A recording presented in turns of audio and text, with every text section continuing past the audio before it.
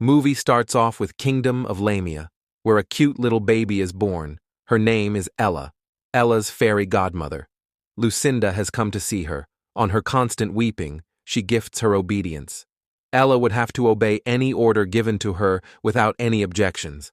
Time passes by, and Ella grows up with that gift, which is more like a curse. Ella has to do all those things that she doesn't even want. It is all pretty disturbing for Ella.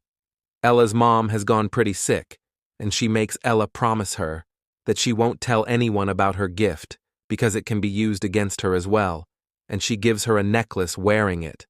She becomes a grown-up. Her dad, Peter, tells her that they were left with only two options because of their bad conditions, either to sell their house or marry a wealthy socialite, Dame Olga. They've decided to get married, and Ella is happy in her dad's happiness. Olga has come down there with her daughters, Hattie and Olive. Olga isn't good to Ella. Hattie and Olive are also an example of typical stepsisters. They don't know about Ella's gift, but she has to do everything that they say. Hattie takes Ella's necklace from her. Ella's dad has gone to look after some business affairs. Hattie uses Ella's obedience and insults her everywhere. Scene has gone on to Prince Char and his uncle, Edgar. Char's dad had died long ago, and Edgar is taking care of the kingdom since then. That's why Char trusts Edgar blindly. Edgar takes Char to Frel, where Hattie and Ella's classmates have made a fan club for Char, because he's the most handsome guy of the kingdom and a prince as well. So what's there to not like about him? But Ella thinks different. She doesn't like Char or his uncle at all, because she thinks they're ruining the kingdom. Char likes this attitude of hers. Char runs into Ella when running from other girls after his speech. Char is all about impressing her, whereas Ella just wants to leave. Char asks her to wait for him there and leaves. Ella is unable to move because of her gift. Suddenly a cart comes right her way. Ella can't do anything, but then Char saves her. He doesn't understand that. Why didn't Ella move from there? Before he can say anything, Hattie shows up with Olive and sends her away.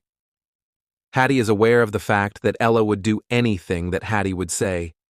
Hattie asks Ella to steal a shoe pair from a shop. She gets arrested by soldiers, and Olga brings her back home.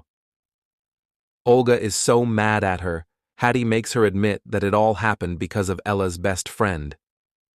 Olga parts her ways with Arieta at that, seeing her sad. Her household fairy, Mandy, shows her a book, which is her boyfriend actually. He's turned into a book because of a wrong magic spell. Ella requests them to find Lucinda and convince her, so she can undo her spell. Ella gets to know through Benny that Lucinda is attending a wedding. Ella has left for there. She sees some people teasing an elf on her way.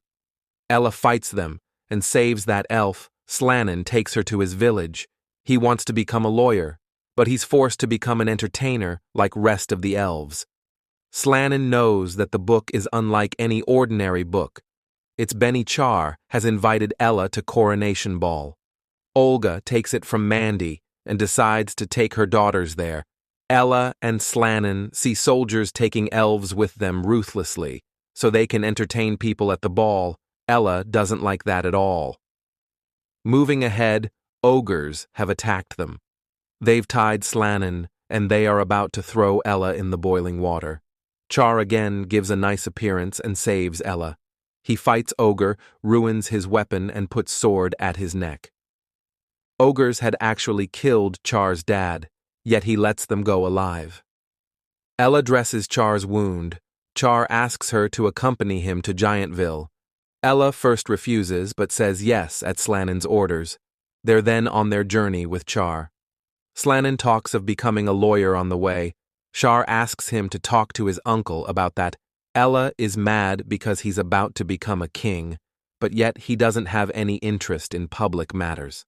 They've reached Giantville. Char is surprised to see soldiers torturing giants like that. At the wedding, Ella gets to know that Lucinda has left. Ella wants to leave, but Char asks her to stay the night there. Ella feels for Char as well, and she agrees. They spend good time together and fall into each other as well. Char asks her to come to the ball, and Ella agrees. They reach the castle where Ella's sisters have already entered to attend ball. They're having a tour of the castle with other girls. All the girls are coming after him, but Char leaves from there with Ella. Char says that he'll find Lucinda. Then he introduces her to Edgar. He has left Ella in the record room to find Lucinda's address and gone to check his crown. Char tells Edgar that he's about to propose Ella on the ball. Just there where his dad had proposed to her mom, Edgar is not that happy at that. Edgar doesn't like the tilt in his behavior and his questioning about the kingdom. He thinks that Ella might be danger for him. He meets Hattie and Olive to get Ella out of the way. If Hattie helped Edgar, he'll marry her to Char. Hattie has this one dream, and she can do anything to get it. Hattie tells Edgar that Ella would do everything that Hattie would say. Edgar his upon an idea, and he goes straight to Ella. Edgar orders her some nonsense stuff to see if Hattie was right or not. Then he tells Ella that Char is about to propose her this night. Ella is stunned, hearing his talks. Then Edgar asks her not to say yes to Char. She'll kill him instead. He gives her a dagger for that as well. Ella takes that dagger, even though she doesn't want to. He tells Ella that he had killed Char's dad. Now he wants Char to get out of the way, so he can rule the whole kingdom without any involvement. Ella is unable to process it all because she can't do what he asked her to. She leaves immediately and writes a letter to Char in a hotel. She breaks all their relations in it. She just have to spend the time till midnight to pass the duration of order given to her to keep Char safe. She asks Slenin to tie her up at a tree so she can't move to go to the palace. Also, she asks Slenin to take elves, ogres, and giants to the palace and protect Char from Edgar. Slenin leaves to get the help. Char is disappointed at Ella's letter and isn't enjoying the ball at all. Night has fallen.